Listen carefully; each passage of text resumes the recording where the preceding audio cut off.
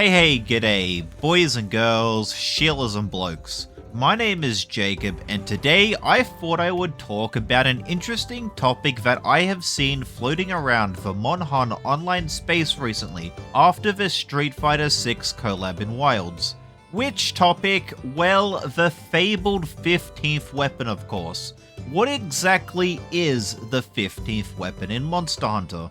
Well, for many players over the past few weeks, this would be Akuma's layered armor attack emotes. An admittedly awesome addition to Wilds, and one that I have had a lot of fun playing thus far, even though I still feel like there is plenty of room for improvement, mainly making the moveset a stance that you can toggle on and off on the item bar, similar to how activating slinger ammo works, i.e. the capture net and flash bombs. But anyway, this video is not going to be a detailed review and critique of Akuma's moveset, nor is Akuma something I personally would even consider as the 15th weapon. Most obviously because you still have to carry a proper weapon onto the hunt with you, and on top of that, your guild card will track that weapon's hunt progress rather than Akuma's because his moveset is an item. That right there is probably enough to debunk the idea of Akuma being Monster Hunter's 15th weapon, and yes, I am aware people have been mostly calling Akuma that in jest, so I'm not taking the claim too seriously, don't you worry. Well, except for this one bloke who shared Lucas Reiner's weapon design under a Capcom tweet talking about Akuma, and coincidentally inspired me to make this video. I thought I could use this recent trend that's admittedly not so recent anymore because I'm lazy, as an opportunity to dive into the history of Monster Hunter's 15th weapon. Because believe it or not, Akuma actually marks the 5th time in the series that we have had a weapon that could be considered as the 15th weapon. Yes, it is as crazy complicated as it sounds, so please allow me to explain. To start, let's go back in time over a decade to the year of 2013. This was the year Monster Hunter 4 released in Japan, bringing with it the series' 13th and 14th weapons as we all know them today, the Charge Blade and the Insect Glaive. But despite being standardized as our 13th and 14th weapons, technically they are actually our 14th and 15th weapons respectively. And to understand why, we must go back even further in time to 2009's Monster Hunter Tri.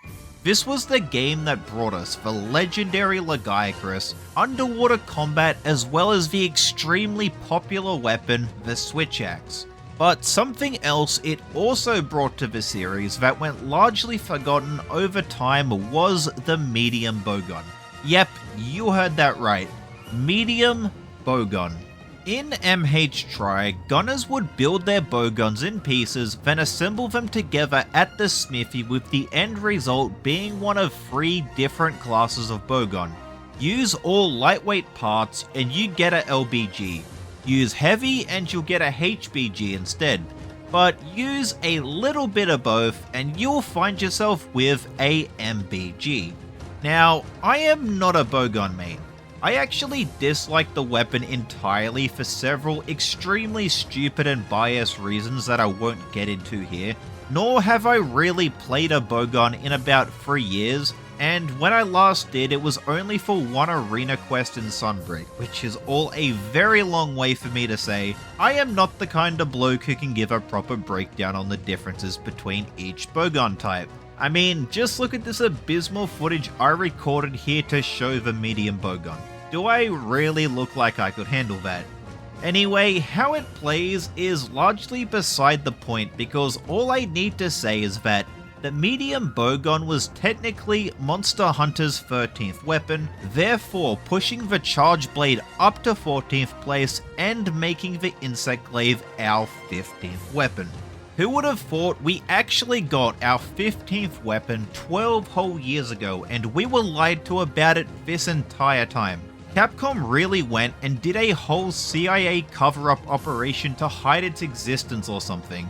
And that's a real bloody shame because while I am not known as the biggest bowgun enjoyer, I actually love the idea of having customizable bowguns in the Monster Hunter series.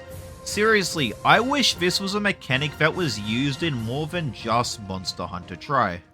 So since Capcom sadly and quietly killed off the medium bowgun, we ended up with the Insect Glaive being our official 14th weapon from Monster Hunter 4 onwards.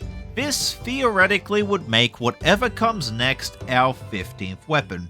And in 2014, we would soon see what that weapon might be in Monster Hunter Frontier's G4 update, which introduced the well-renowned Tonfa. These two fancy martial arts sticks with a series' second ever 15th weapon, although they weren't exactly Frontier's 15th weapon since this spin-off MMO was yet to receive the Switch Axe, Charge Blade and Insect Glaive, so the Tonfas ended up more as the 12th weapon for this installment. If I were to summarize the Tonfas, they are like the blunt equivalent of the dual blades. However, just saying that alone is not doing them justice.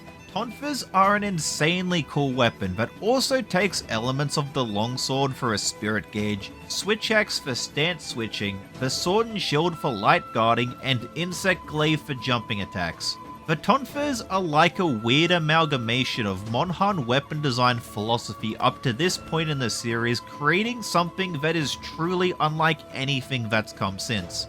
This was also the weapon that first introduced sprinting with your weapon unsheathed, something that became a staple for every weapon in Frontier with the addition of extreme style in the Z expansion.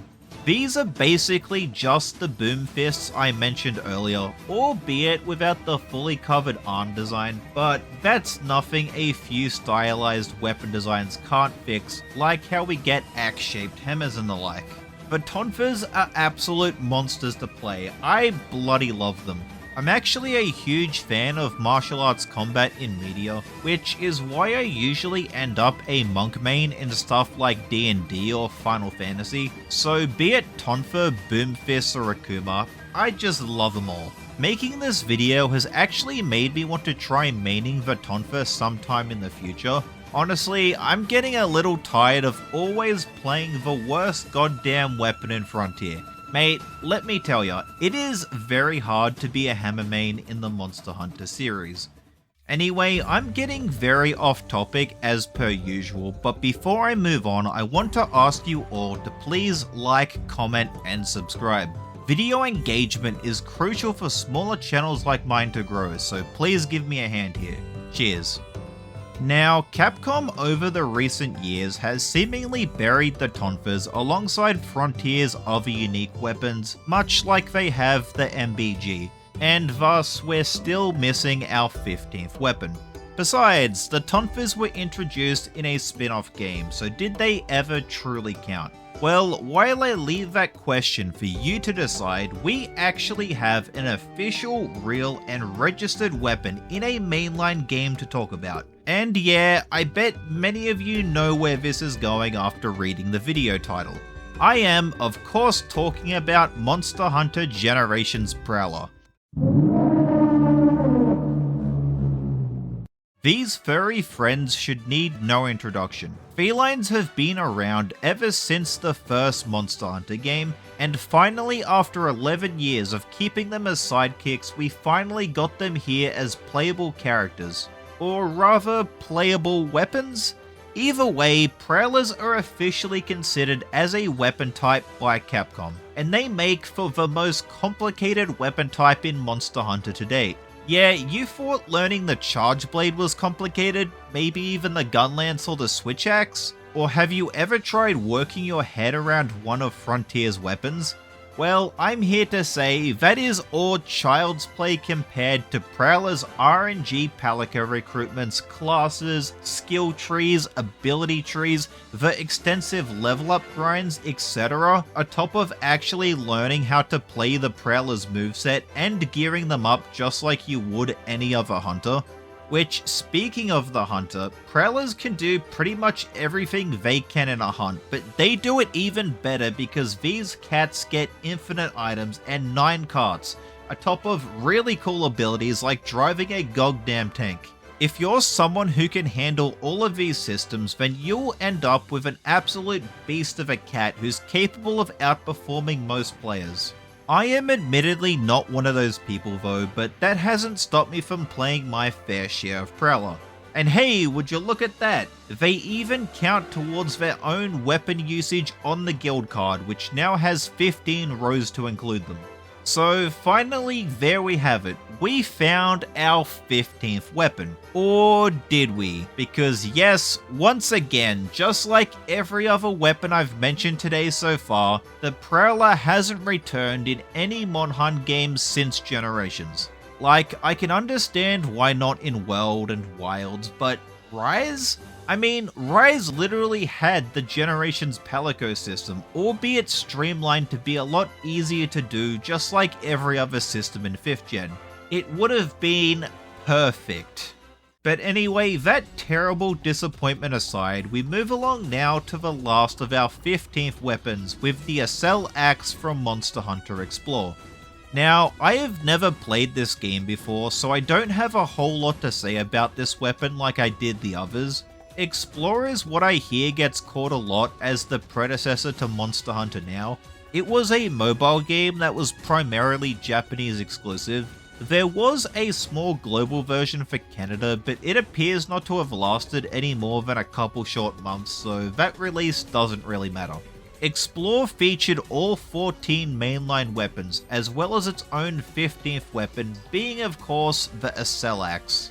From footage I found online, it looks like a cutting version of the hammer, primarily the boost hammer from the God Eater series, since both the boost hammer and the Accel Axe share a rocket engine attached to the back that helps make for some badass attack combos. But sadly, this game was shut down alongside Frontier not long after World's success. Likely so the Monhan team could focus on capitalizing upon the series' newfound global success. A success that leads us to Monster Hunter Wilds and back to Akuma, our 15th weapon.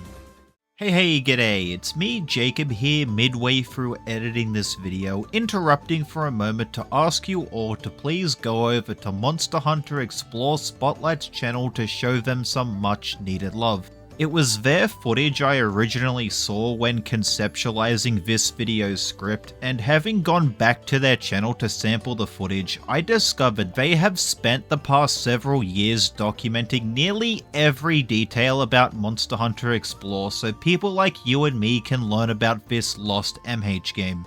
I always link my sources in the description so you can find links to their channels and sourced videos down there. Seriously, please go show them some support by liking the videos and giving them a subscribe.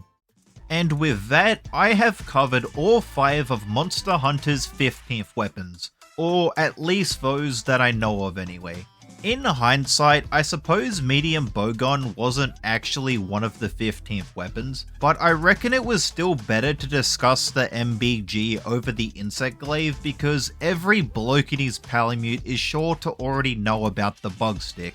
Anyway, this is the end of the video. If you're still here, then cheers. I appreciate your support. Please like the video if you liked it, or dislike it if you didn't. I'm open to dialogue in the comments, so let me know if you knew about these weapons before, and if you did, have you ever played any of them? And subscribe for more content like this. Admittedly, it's been a while since my last proper YouTube video, but I'm still making them. Alright, that's all. Have a good one, people. Cheers.